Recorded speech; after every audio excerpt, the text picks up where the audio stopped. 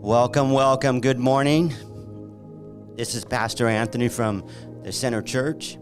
And just a reminder that we've been going through a series on a thankful heart. And our gathering here at the Center Church is at 11:15 every Sunday.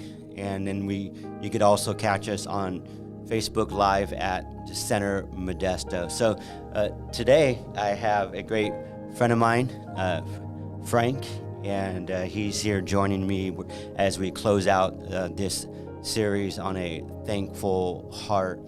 But before I go any further, I just wanted to kind of, just for a moment, just recap before Frank introduces himself and just some questions that I'd like to ask from him to get a different perspective, what it means to have a thankful heart. So over the last couple of Wednesdays, I've been hopefully challenging our thinking and on this idea, this concept of a thankful heart. I had mentioned a few weeks ago that it's in the waiting. It's in the waiting that a thankful heart is developed. I also had mentioned that gratitude is expressed through the living, and just simply meaning in the present with real people. Being able to show and express gratitude in real time. And so today we're going to look at a passage that's found in 1 Thessalonians chapter 5, verse 18. But before that, let's talk with Frank for just a moment. Frank, could you just introduce yourself? Sure. My name's Francisco, but everybody knows me as Frank. I'm married. I got a beautiful wife. I got 3 wonderful kids. Been serving here at the center for a couple months already. For almost what has it been? It's been a minute. But most of all, this has been a great journey here at this church, man. Oh, thank you. Yeah, so let's get into the word for just a moment, and then we'll ask each other some questions. So in 1 Thessalonians chapter 5, verse 18, it's interesting because Paul, it's tucked away, actually. It's surrounded by some other verses, but I just want to take a look at this one that's found in verse 18. It says, give thanks, and here it is, give thanks in everything. Are we there yet? Yeah. Give thanks in everything, for this is God's will for you. That's Philippians chapter 5, verse 18, even though on the screen it says chapter 3. That's a typo from me, but it's Philippians First Thessalonians, actually, chapter 5, verse 18. Give thanks in everything, for this is God's will for you in Christ Jesus. So just to get a different perspective, Frank, I wanted to ask this question, and that is, how challenging is it to give thanks in all circumstances? Oh, man. All situations are different, for different people, for everybody. But, just being thankful, that being able to wake up and to be with my family when I wake up and know that I got my wife and my kids and a roof over our head and knowing that it's a blessing from God, realizing that I couldn't do it by myself, from the old life that I used to live, stay, bouncing around, so even at times being homeless before I was married.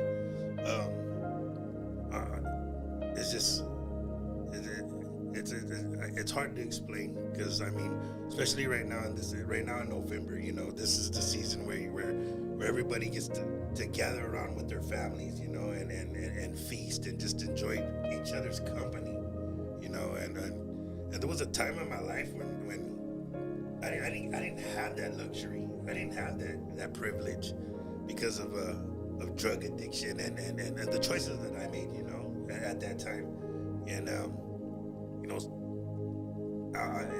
I'm very thankful and I'm very blessed. I'm a blessed man, and just to be able to recognize that and to acknowledge the fact that God had his hands on me the whole time. Absolutely, thank you. And so, with that being said, so here's a follow-up question to that. Growing up here in South Modesto, very challenging, I suppose, neighborhood at times. But when you look back in your childhood and maybe even in your teenagers, who were those individuals around you that you look back now that have impacted your life that man, you would just like to say thank you to? Especially one man, not just one man, but just one man in particular is my Uncle Victor. Victor Rodriguez, that man, he's seen the full potential in me that I didn't see. He always treated me right, even when everybody thought the less of me. My Uncle Victor was that was my dad. That was my dad. We'd go. He would take me out to play basketball, and he taught me the fundamentals of life. I didn't have a dad. A dad to sit there and to show me how to be a man, and that's important in this day. In all times that's important. But right now, like everybody, all kids, man, need a dad. And if it wasn't for them, man, I wouldn't be the gentleman that I am. I wouldn't have the father figure qualities that I have now for my kids. I could say, my Uncle Ray as well. My Uncle Ray always, both of these guys, both my uncles, hardworking men. My Uncle Victor, he was the man. He worked and provided for his family. He loved his wife. He was faithful to his marriage. You know what I mean?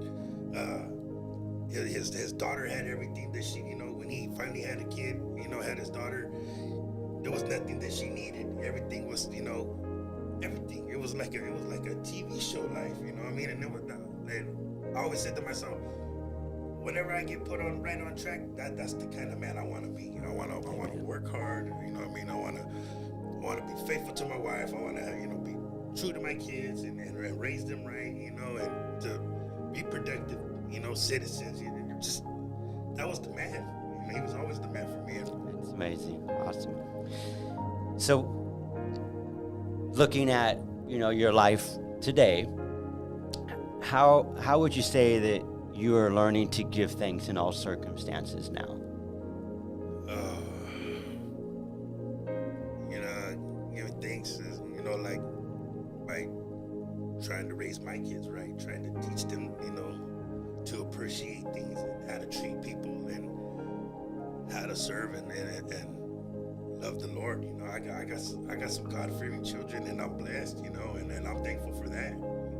That's, my son, he drives me up the wall. My son Noel, that's my little pastor right there. And my wife told me one day, she heard it at another church one time, and she said that the one that drives you up the wall the most is the one that has the biggest calling on his life, and that's my little pastor right there. It's crazy. One time I was gonna spank his butt for something, and he looked at me and he said, "Oh no, Dad," and he might have well preached at me. You know what I mean? Like, it says in the Bible that you shouldn't. But like I said, that's I'm thankful for the Lord being a big part of our life, me and my wife's life, to help us to teach our kids and to love God, because it's important to have a father in the home. It's important, just like it's important for us to have that relationship and that with our father, Yeah. And I'm very thankful for that. I'm a blessed man. That's great. And so again, Paul really challenges us, right, to give thanks in all circumstances. And there's some real tension there at times when we think about the circumstances that surround our lives, right? Whether it be family, financially, all the other things that life throws our way. And, how do we, how do we navigate through all of that? And yet, in the midst of all that what we've been learning is that, at least what I've learned, is that thankfulness is really birth, if you would, out of the relationship with the Lord. He helps us to discover gratitude, if you would. Amen. He helps us to discover the gifts of people. The reality that that we even this morning, right? We wake up and we have another day to be a part of the lives of people all around us that are immediately in front of us, but also those individuals that God will allow to cross our path throughout this day. So, we don't spend a lot of time here, but I do want to, before we close out, I want to ask or do this, and that is what would you like to say, or maybe an expression of thankfulness, or some advice, or just something that you've learned and that you would like just to leave with the listeners? My wife last Sunday, she had said something that kind of stuck to my heart. What did stick to my heart, just to try to look at things different, like that you're able to, not that I have to do things, but we're able to, that I can do this. Be thankful that I can. She said, be thankful that we got a car, not to fix if it's broke down, not, oh, I gotta go fix my car, oh, I gotta take my kids to school today, or, oh, I gotta go do this. And no, be thankful that you're capable and that you're able to go and do it. Be thankful that, hey, I can go do this today. I can go fix my car. I'm thankful that I got a car to be able to go fix. I'm thankful that I got my kids, that I'm able to take them to school. There's people, like she said, there's people out there that are unfortunately don't have their kids, that aren't able to take their kids to school, or to be able to, have food to feed your kids. Be thankful that you got that plate on your table to be able to feed your kids, that you're able to, we need to look at things differently, that give thanks that I can do it. Give thanks that you can do it, not that you have to do it. Thank you. That's great wisdom. I want to say this as we close. So tomorrow will be a day, God willing, right? We all wake up and we're gonna sit around the table. There'll be a lot of laughter. There'll definitely be a lot of food, right? I don't know about you, but I've had, I think, 3 or 4 Thanksgivings already. But I'm still looking forward to some of the food that will be on the table. Again, with that concept of what you just said, about being thankful. But I do want to say that let's take a moment to breathe it all in, as you sit around, as you open up the door. People that you haven't seen, the last couple of months are coming in. They're bringing in food, all of that. Let's just breathe it in. Let's just stop for a moment, and man, just thank the Lord. What a privilege it is to be around those individuals that will be in your space tomorrow and in that environment, right? And man, just listen to the laughter, right? Listen to the conversations. Look across the table. Look at the food. All of that, right? It's like go get outside, throw the ball. My uncle, when we used to gather at my grandma's house for Thanksgiving, we had, like, all my uncles and my aunts, and all the nephews and nieces. We used to go outside, and I couldn't wait for my uncle to show, because we'd go out there and we'd get a football game going, throw the ball. He'd be calling plays, but I mean, that's just it. You gotta enjoy each other's company, because how often does family even get together? If it isn't a funeral, you know what I mean? Yeah.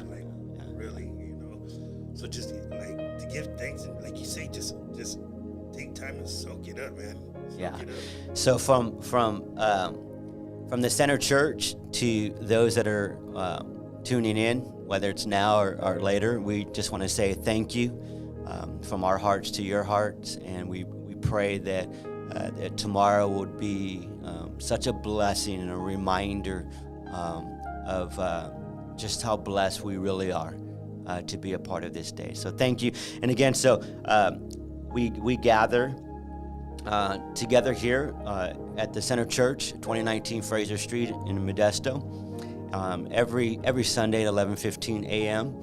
And then again, you could watch at Center Modesto on our Facebook. We go live, and so we just want to say thank you, and thank Frank for being here. And I'm sure I'll have him on here more often too as well. So thanks, Frank. Thank you. All right. Thank you. God bless you all. God bless.